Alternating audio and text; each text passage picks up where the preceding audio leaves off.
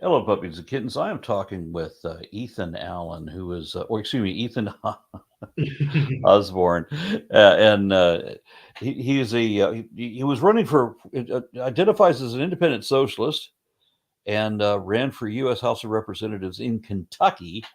And so I'm going to venture that your campaign probably was no more successful in Kentucky than mine was in Texas.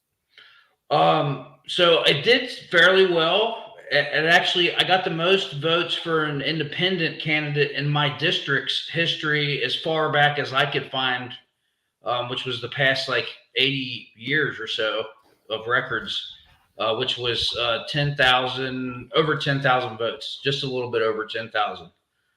Um, Outstanding. So it was much better than my campaign then. Yeah, when I came across you like a year ago, I found you on the Modern Day Debate channel because I listened to that podcast sometimes, and that's how I stumbled on your work and started All watching right. your videos. Yeah, and I knew you ran for, was it Congress or was it something more local? I ran for Texas State Senate.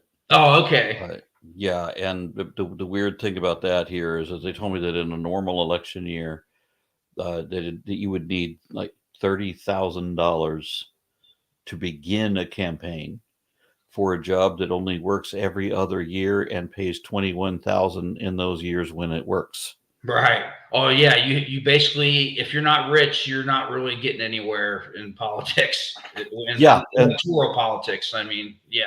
and because this was the year that Trump was elected, well, this was not a regular year, so the extreme right wing weirdo that I was running against, he had a check.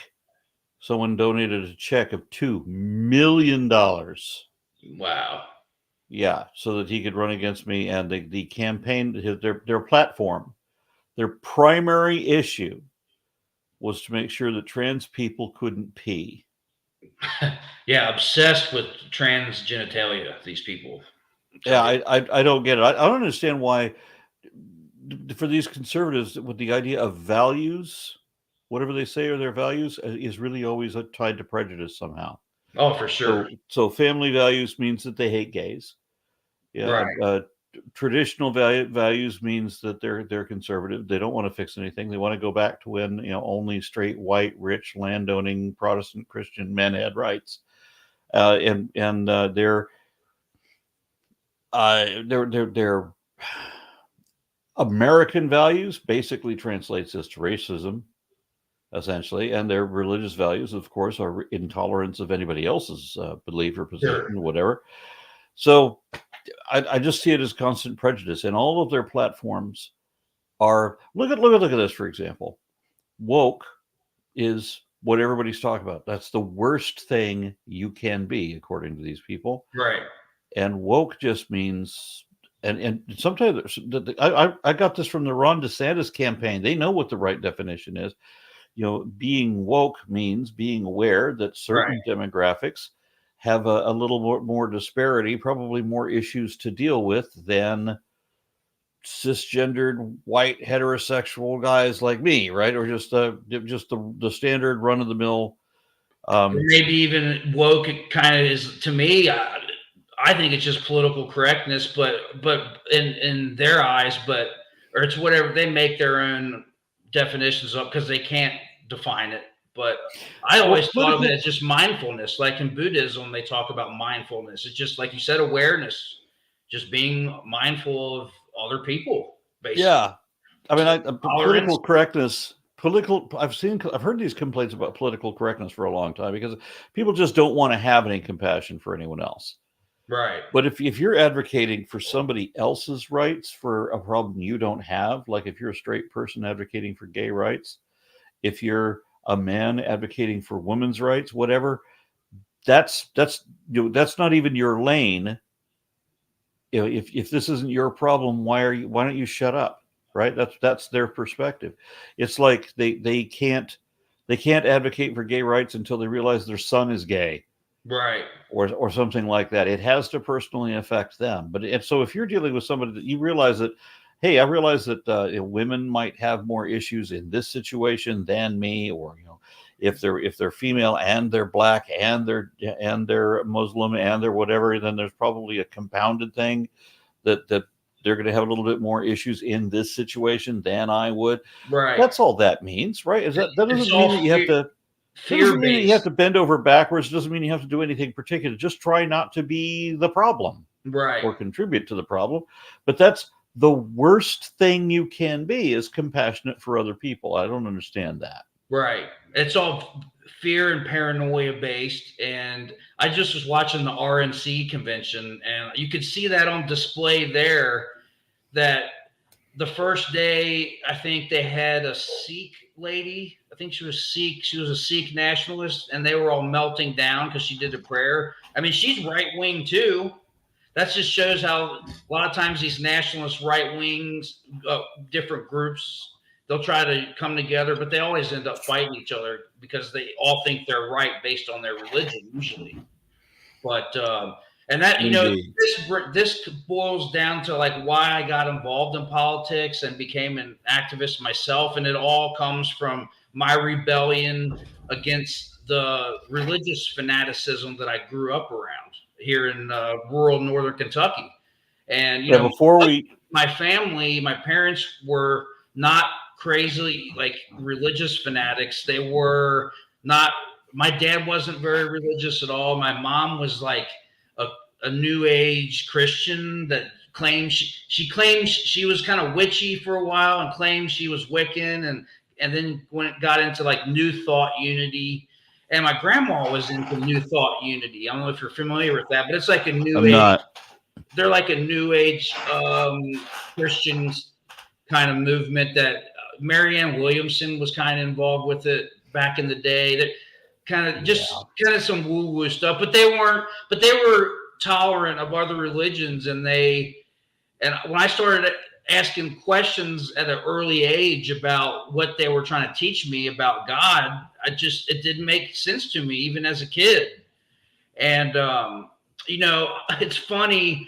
I don't know if you ever were into D&D and remember the D&D encyclopedia of mythology that was out in the early 80s called Deities and Demigods.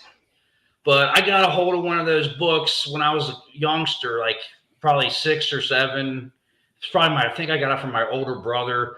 And it just had like all the different mythos of different cultures. Like it had the Hindu and Norse and Egyptian and Greek all in there, and you look at it and it just gives a brief description of each god and their hit points and class, all that D&D stuff. But it gave a little bit of like ID. You know, I got a little exposure to. That's how I got my first exposure to mythology was that book, and then I started asking questions like, well, these were gods.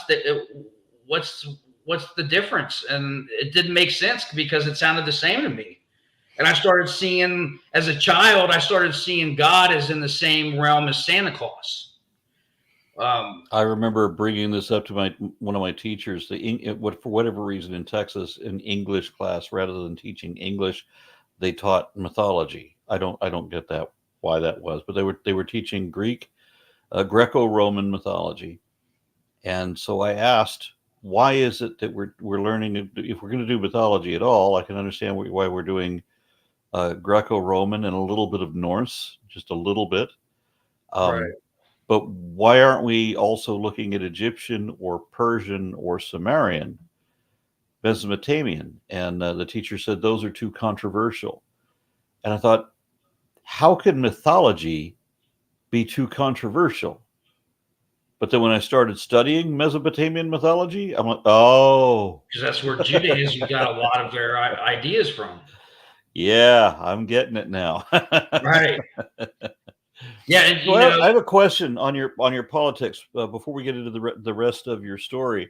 Sure. Because you identify as an independent socialist, and because Americans don't know what socialism is, and I'm constantly accused of being a socialist, or I'm accused of being a Marxist or a communist, or what people. It's like people have a dichotomy. If you're not me, then you're everything I hate. And so we just put you in that other box, in that junk drawer category of everything I don't like. Right. So yeah, would you since nobody can tell the difference between a socialist and a communist, for example, or would you please tell me why you identify as a socialist and what that means to you? Sure. So to me, when I'm identifying as a socialist, mainly I mean one of the biggest issues is public ownership of utilities and natural resources, things that should already belong to everybody, like water. Like I don't think water should be something to be a commodity to be capitalized on. Yeah, I don't see my audience, even my audience, understanding that very well. A lot of them probably won't pick up on that. So let me just get a little bit of clarification. In Norway, the people own the petrochemical company. So the fossil fuel industry pays a check to all Norwegian citizens. I think on a monthly basis it is, but the people own it, so the people receive the profits on it. Instead of one guy becoming a multi-billionaire and owning political parties, that money is divided between everybody Right. who participates. And that's one good example. There's varying degrees of socialism, and there's different kinds of socialism. It's very factional in a way. Yeah, I'm also Sorry. I'm accused often of being a Marxist. And in Marxism, it is true that in Marxism, socialism is just a conduit or a means toward Marxism is it, or excuse me, socialism in Marxism is a means to become communist, like the goal is communism. But then there are people like I suspect yourself who do not identify, who are not Marxists, and are perfectly happy with socialism being a standalone that never need be communism. Right. Okay, good. Well, I would say, I mean, I could define myself in some ways as Marxist, but to claim Marxist, you need to be pretty well read on the subject. I mean, as far as like almost an expert in it. And there's, there's Marxist Leninists. That's one faction or a group of within the spectrum of communism and socialism, or the left in a broad sense. And then there's, who orthodox Marxists are also referred to as Trotskyists. And there's a big rivalry between, like, most people don't even know about any of this, and they hate each other. I mean, the left, the American left is completely fragmented, and it's been that way for a long time by design. Yeah, I would say that there is no American left. Vicious propaganda, anti-communist propaganda. And so Eugene Debs ran as a socialist for president from prison back in the 1920s and got over 1 million votes. And it was more popular back then because there was more class consciousness back then. The working class is completely divided and fighting each other right now. The class antagonisms are just off the charts right now. And that's, through the propaganda of the MAGA machine, spewing this endless hatred and demonization of immigrants and gays and just anyone that they could scapegoat and blame their problems on, that these people are taking our jobs, or they're coming to cut our kids' genitals off, and which isn't happening. And it's just the same thing the Nazis did with their propaganda machine. It's you mean cycle, but we're not cutting off children's genitals? Next, you're going to tell me that we're teaching CRT in elementary school, right, or that we're doing post-birth abortion. It's got to the point where the teaching that slavery and the genocide of Native Americans happened is CRT now. Yeah. I don't want to digress too much, but just back to your question about the topic of Marx. If I'm Marxism, socialism, communism, it's complicated because really lots of people, when you're within the left, when you say communist, most leftists will think of you're a Marxist-Leninist, which is you follow the kind of the hardline the Soviet kind of like would be seen as authoritarian, which I think is kind of a misnomer. It's a lot. I'm not downplaying, the It's a bit horrible paradoxical failures that too. happen, I mean, but a lot of it is over exaggerated too. But it's a bit paradoxical as well, because it's simultaneously the goal, the stated goal is to be stateless, right? But at the same time, everything is owned by the state, and the state is authoritarian. So there's this paradox there, right. And I realize people are going to be chatting in here, that you're talking about Soviet communism wasn't really communism, or Chinese communism isn't proper communism. Right, Which I get that. Fiercely debated to this day amongst leftists. Yeah, I would say they're not the best example. The Soviet Union had it going, and they kind of made some disastrous blunders. And same with China. And China has more billionaires than the U.S. does. That doesn't seem very communist to me. That's a big debate within like the Communist Party of the USA. Like, so Marxist-Leninist governments would be China, Cuba, North Korea is like its own animal, really, and Vietnam's. So right now, the only Marxist-Leninist countries are Cuba, Vietnam, and China.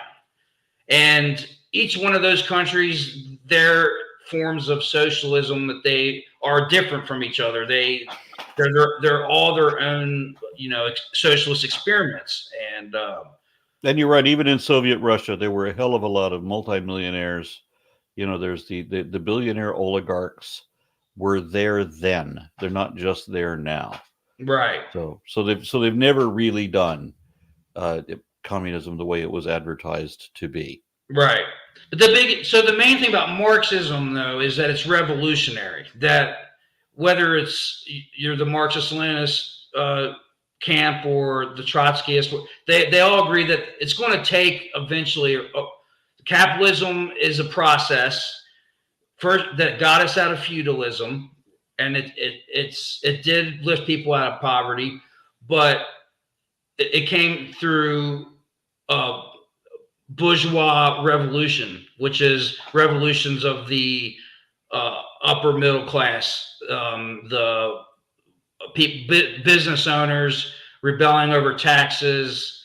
So the American Revolution and the French revolutions, they were progressive revolutions for their time, but Marxists would view them as their bourgeois revolutions because they were overthrowing feudalism and the aristocracies at the time, but they established their own capitalist ruling class. And so so you have the working class and the ruling class, and the ruling class is an elite small few, and the working class are the great many, the proletariat. And basically capitalism is a process that comes to its logical conclusion where we're at now, which is the hyper multinational capitalist system that it has to function internationally, right? Through international business finance, corporations, and the sort. So so basically capitalism is an extraction machine that it is designed to monetize everything. So every single thing is made to be for profit. So what happens is, so at the beginning, in the beginning of the capitalist, industrial revolutions in Great Britain and then the United States, that was the beginning of the capitalist revolution, not really revolution, but the rise of the capitalist power. And then it's a process, and it's come to where we are now, to where it has to, basically it's like a parasite on the planet. And it is designed to suck all the resources and make an elite few rich. And eventually that system's just not going to work anymore, and it's going to collapse. And before it collapses, that's when fascism emerges, because fascism emerges to protect capitalism in decline. So that's what's happened in the 30s and the 20s, and that's what's happening now, I think. And so it's going to take a revolution of the working class to seize the means of production and overthrow the elite 1%. And what's debated, what's fiercely debated amongst the different schools of Marxism and socialist is how that's going to happen. There's people who think it's going to happen through reform, which are more social democrats. We call them soc dems. Sure. And that's what you have in some, Western European countries, or they have some degrees of social democracy, Canada, and that's great. And we can, that's the thing, we can all agree we all want those things. It's just a matter of what's going to happen to the third world with capitalism and its effects on climate change. It's disproportionately affecting poor people because in these other countries where, there's water resources are drying up. That's happening in California and out west. I used to live out there for 10 years. I lived in California in Mount Shasta, in the Mount Shasta area. So it gets super complicated and it's confusing for people. So that's why it's easy just for Trump and the right wing to just spread propaganda and say in every Democrat's a communist. Joe Biden's a comrade Joe. Comrade Joe, he's going to overthrow the elite and he's going to nationalize everything. It's just absurd. It is absolutely absurd. But the left in the United States is so viciously divided, and when you get into it and you start to see it, it's been that way for forever, and it's because of they have agent provocateur. They have agitators that are constantly agitators and infiltrators that are constantly just monitoring stuff and sabotaging things on the left. As you pointed out, soc dems and socialists and Marxists and communists and all of the variations thereof are all bundled into one sack. Right. And there's like 2 or 3 of each of us. And we are facing this this tirade of basically virtual fascism, right? Extreme right wing, and so if you look at the like the people in Congress now who are accused of being the most extreme leftists, like the Squad, like AOC or Bernie, I see them as moderate centrists in my eyes, and in Europe they would be. Yeah. In Europe, they would be. So I'm regretting the clarification that I was seeking when I asked you to explain what socialist meant to you. I didn't mean that to be like a 20-minute thing. Oh, no. Well, you get the rambling. Right. Yeah. So my apologies for that. No so worries. I did want to hear. And we didn't even talk about anarchism either, which is in there too. Yeah. Which is, I used to identify as an anarcho-communist. I'm on the fence on exactly where I am, but I'm leaning more towards Marxist socialist because I think anarchism works on a small scale, but anarchism, if you look at it, they haven't been able to defend their revolutions and they failed, like in Spain. They had a successful anarcho-communist system set up in Spain during the revolution or the civil war in Spain, but they were overthrown by Franco, and that's why they were aligned with the Nazis. Franco was. So I know a lot of people who just identify as whatever they think sounds cool. For me, I took a battery of different independent political quizzes from different locations, a half a dozen of them, and all of them put me in exactly the same place. I'm in Social Democrat, just to the right of the Democratic Socialists. So since all of the tests say I'm not a socialist, I'm a Social Democrat, then I'm not a socialist. If it said that I was a socialist, then I would say that, okay, I took all these tests and they said that I'm a socialist. It's not just about how I want to identify. Right. Just to be clear with that. I'm sure that with a whole lot of other people, that it is just how they want to, Oh, sure. Mine, I've been through a process, even because during because I had a thirst for knowledge once I started questioning my parents' explanations of God, and then it just didn't add up, didn't make sense. I started looking at other religions at a young age. I started reading about Hinduism, Buddhism when I was probably the 4th or 5th grade. And eventually later on in high school, I did some retreats in West Virginia at a Theravada Buddhist temple, which was really cool. And to me, that also had a political aspect, because that was my first exposure to like a communal living, or a commune, which is where, the root of the word communism is the community, or the commune, and a collective of people working together. And in the monastery, there was the abbot, but he wasn't like a dictator. I mean, he was just there because he was, the most studied and learned. And everyone, all the monks had to do a little bit of chores or whatever. And I was like a lay monk.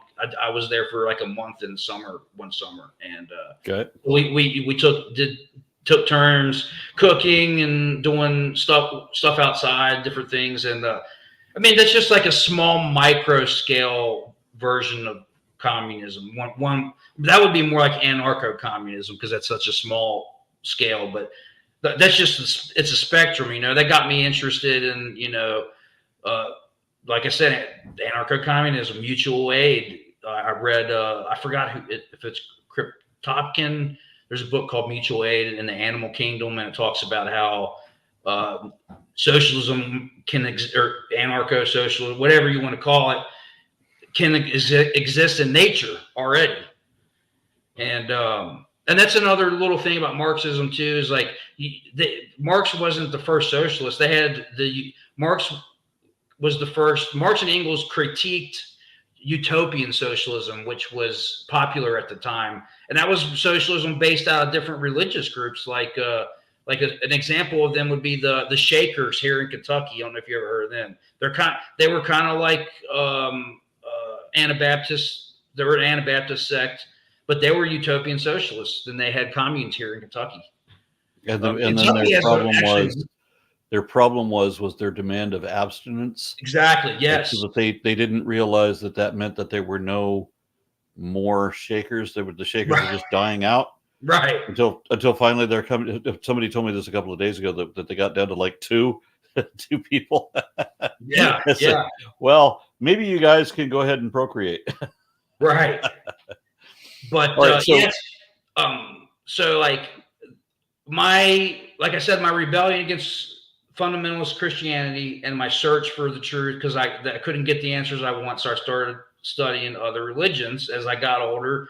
And the older I got, the more and more I clashed with in school. Like, and then I lived, like I said, I grew up in rural northern Kentucky, and even though my parents weren't Bible thumpers by any means, they didn't like the hellfire brimstone. Even my grandma, she was a devout Christian, but she hated the fire and brimstone stuff too. But even living out in the country in the summertime or whatever, the only daycare you might have is religious based, vacation Bible school. So I had to go to vacation Bible school sometimes, and I hated it, and I thought it was just weird. And the other kids, like I had, friends, a lot of friends growing up, but I was also alienated because of this, because I didn't like the religious stuff, and the other kids didn't like me because of it, because I questioned. I got in trouble. Then I started getting in trouble in high school. I got in trouble for refusing to say the Pledge of Allegiance. And so this was like a free speech. Now it's a free speech. First it was, I thought I had freedom of religion. Why are you pushing this in my throat? Why are you telling me I live in a Christian nation and a Christian controlled government? That's what you want. That's what they've been preaching that since I was a kid. And I started questioning that. I don't like that. And then they're like, you got to say the pledge. And I was like, I don't agree with that God. I don't believe in that hateful God of the Bible. And I know that's what they're talking about when they inserted the under God part into the pledge later on. It wasn't always in there. Yeah, I think they put it in the 50s. It was in the 1930s. Yeah, it was I thought it was a John Birch move. I thought they had something to do with it. But prior to that, I remember the founding fathers were against the pledges because they didn't like the oath swearing that was like a Christian tradition. Right. But a lot of these people were very secular and they didn't want to have this kind of swearing an oath. Oh, for When I sure. was a little kid, I realized I'm being told to swear fealty. I'm just going to swear loyalty to a government no matter what it does. Right. That's what they're asking me to do. So just let the authorities do and say and order you to do whatever they want to, and you just swear that you're going to be amenable to that, no matter the atrocity. Right. I see a moral objection in swearing an oath to a government. Oh, for sure, and a God, both, and that's government and God wrapped in one in the Pledge of Allegiance, right there. And I remember being a little kid. I've been a little kid when I realized what this swearing an oath means. It means that no matter what the government does, you're not going to tell on us. Right, but you have free speech. But if you don't say this, you're in trouble. Same with the taking a knee during the national anthem. It's like it's just endless contradiction because it's like, why can't you protest peacefully? And then when they do, they flip out about it. It's like they're burning cities down. But it's like, well, they got when they do other stuff to get your attention, you flip out about it too. So. It's largely my fault, but we have sidetracked a whole lot from your story. That was the reason we're having you on today. I have a tendency to meander myself. I didn't I wanted to introduce too that I could call myself an earth worker or a green collar person because I am an arborist and forester, and I'm a wildland firefighter, and also I work right now I work as a utility forester. So I go and identify hazard trees for the utility companies. But that's my, my day jobs, but my interests and hobbies and passions are this activism. And it was rebellion against religious fanaticism that sent me on this path and shaped my politics today. And it's still going on more than ever. Now we got the 10 Commandments problem my son his mom is from Thailand, and their family's Buddhist too. And his grandpa is a Buddhist monk. And so if we put the Eightfold Path and Four Noble Truths up in the classrooms, I don't think the Christians would like that, even though those are way better than the 10 Commandments. Those are actually pretty practical, things to live by. Yeah, my wife and I. That comes back to. I wanted to ask you. I know we might be running out of time because I wanted to talk about the agnosticism and atheism too, because I've transformed over the years. I've gone from pagan to unit. I still am a member of a Unitarian church. I go to a Unitarian church. I like the Unitarian churches because they're all inclusive and accepting of all religions. I think they get a little. I don't like some of the identity politics stuff. Like they just are hyper with that too. I like those. I mean, there are secular humanist priests and preachers and Unitarian churches, but I have a problem with the whole church environment, right? Regardless what it is, but at least with you usually and with humanism, I'm not getting these fucking stories, this mythology that what's different than when you learn Greco-Roman mythology or Norse mythology is when they teach you Christian mythology, they demand that you believe it. Right. Yeah. And if you question it, you're going to go to hell forever. And that was or you're threatened to. See, well, another thing I had when I was a youngster in elementary school, I kind of got traumatized by a teacher who was being preachy and telling me I was going to go to hell if I didn't accept Jesus. And this other student was crying. They were worried about me. And I was like, this kid's crying. This teacher's telling me I need to accept their, way of thinking. And I wasn't even Jesus or anything. I just was like kind of questioning some stuff. For one, they shouldn't have been talking about this in school, in elementary schools, in public school. This shouldn't be happening in the public school, but it did, and it's just like that really upset me, and just really from then on, like all the other stuff. But yeah, I mean, I would consider myself now like an agnostic theist, I guess, because I just feel the Russell Teapot thing. I know it's a logical fallacy, but it's just, well, for one, I feel like people can't even agree on what God is within one religion.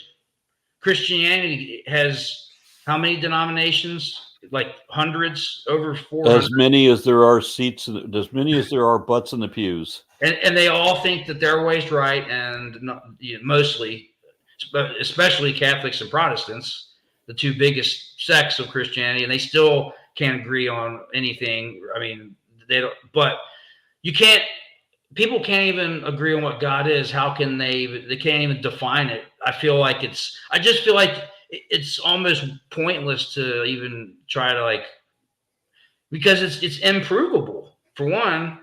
It also depends on what God we're talking. See, when I think of God, to me, it's always been not an anthropomorphic being, but like an energy field of some kind that's universal, that we're all part of. And when we die, our energy maybe just dissipates and we're done, or maybe we're absorbed back into this energy field somehow. I mean, isn't there, we live in a multi-dimensional reality. We know there's other dimensions. And I just feel like I can never say for sure that I know there's some kind of universal intelligence, at least of some kind, or universal life force that we're part of. I just feel like I've had some weird experiences that, to me, they could be just delusional, and I have no way of proving them. And it's mostly like experiences I've had with like lucid dreaming or psychedelics that made me feel like there's got to be some other dimensions, and I feel like I've also entertained the whole demiurge thing, because if there is a God if there is a God, it's got to be, it's either not omnipotent, not omniscient, not omnipresent, or it's evil, right?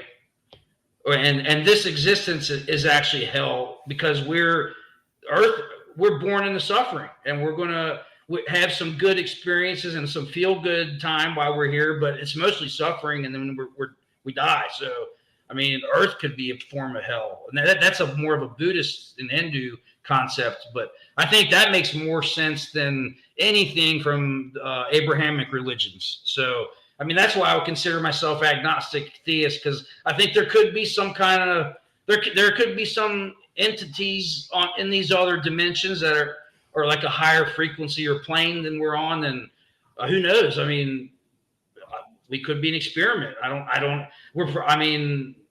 know. I just can't say for sure, because all I know, it's like that Operation Ivy song. All I know is that I don't know. Yeah. You know? Yeah. And speculation doesn't have a whole lot of appeal to me. Sure. I mean, because we're concerned with the here and now, the material. And that brings us back to the Marxism is the scientific analysis of politics is what it's supposed to be. And the dialectical materialism that's discussed a lot in Marxism is, it's basically just the material here now, that the conditions that we're in right now that face us. That's what we got to focus on, that because like you said, speculation is speculation. It's it's not the reality, right? Yeah. It's like those, the mystics who say, "Oh, we don't exist. This is all an illusion." It's like, well, we're here. I can feel it. I mean, there's no way to test for it. Feet into that wall and tell me we're not here and this is all an illusion. Yeah. But I've had dreams where I felt pain and the pain felt real. I know that's just your mind doing that to you, but it's pretty weird how that works, because I've had intense pain in a dream before.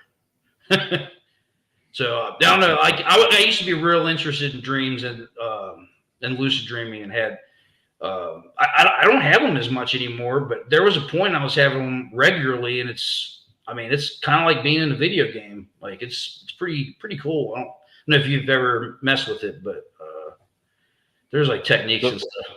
It's like have we covered your story on? Oh well, yeah. Well, I like I said, I eventually ran for office for Kentucky U.S. House of Representatives District 4 in 2022, and I ran against Thomas Massey. You might be familiar with him. He's the ultra. He's kind of seen as the ultra libertarian guy, like the most libertarian guy in Congress, Mr. No. He's a John Birch Society stooge. And he's famous. He's like one of the few that's like kind of voted against Israel's aid and AIPAC consistently, but he does that out of isolationism, not out of compassion for people and stopping the war and stopping and wanting peace in Palestine and Israel.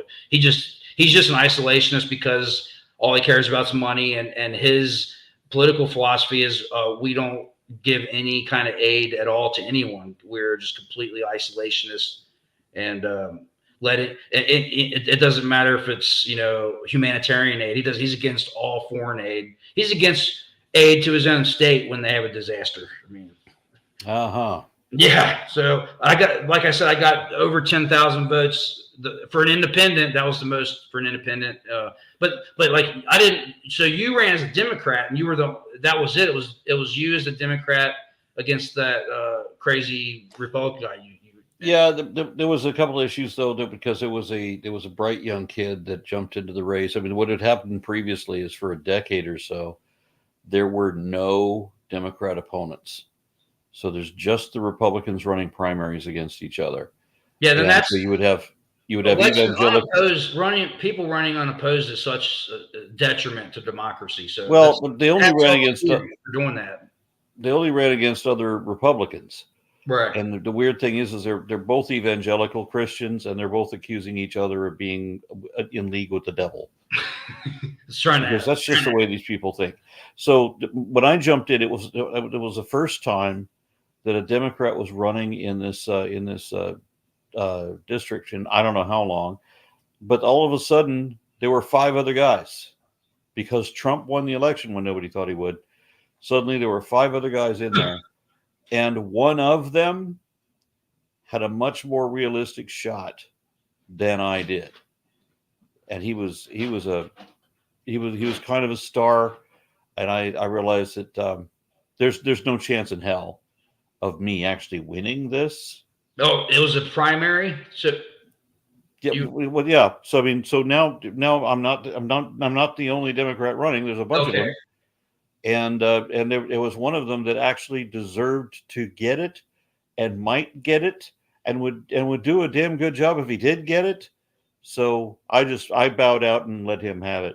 And the thing is I was in politics just long enough to know that I didn't want to be in politics, because it's just in American politics, it's just begging for money.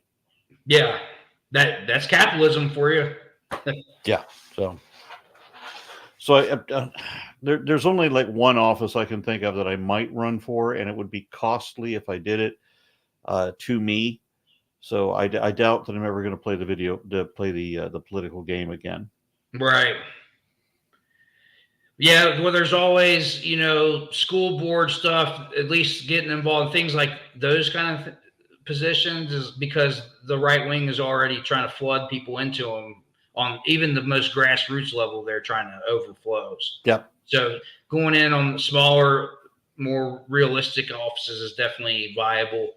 I moved across the river, so I live in Cincinnati, Ohio now, which it's just right across the river from Kentucky, where I used to live. But so you got to live in the district for at least a year before you can run. But I thought about going again for a more realistic, like local office, but we'll see.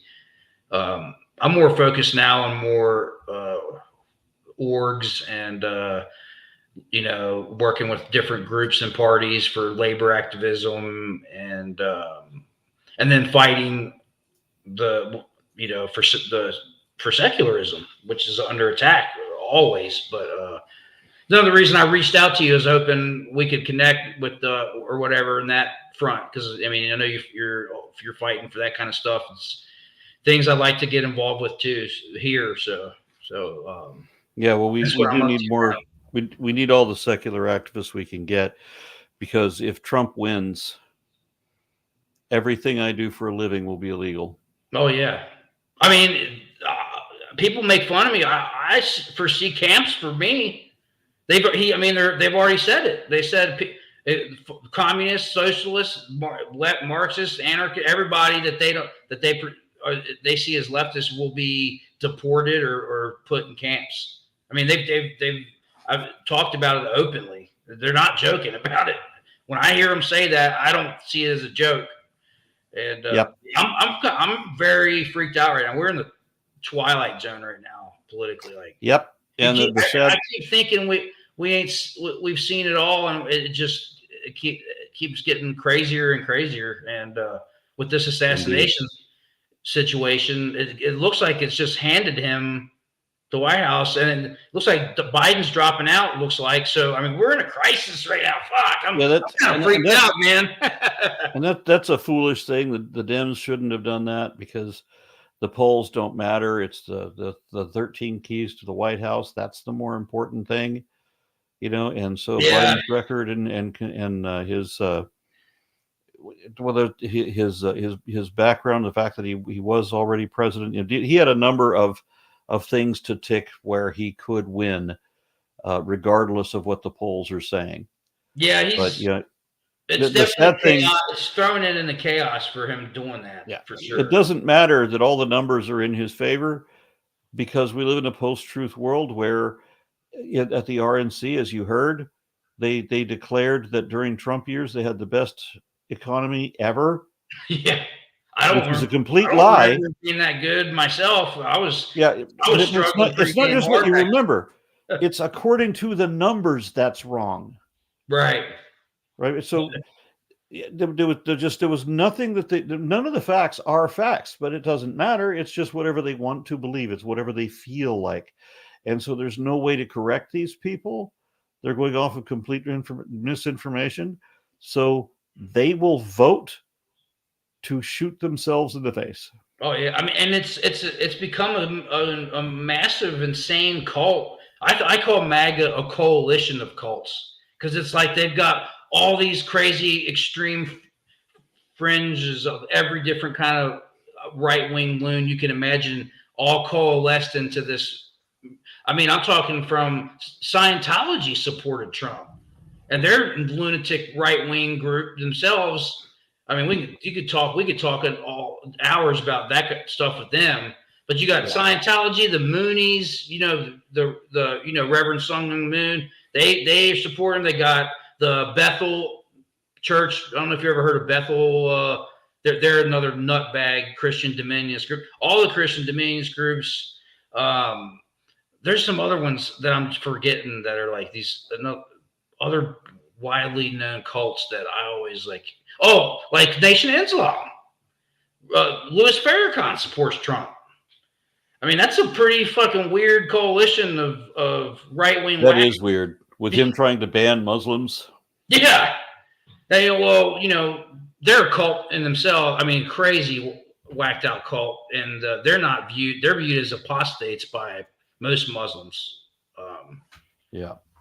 So we're at about an hour now, and I'm gonna have to let you go. But okay, yeah, I'm getting a little bit sleepy myself. But well, thanks for having me on. It's good talking to you, and hopefully, maybe we can chat again sometime. Hopefully, all right. Right on. Thank you. Talk to you later, sir. Yep, have a good one.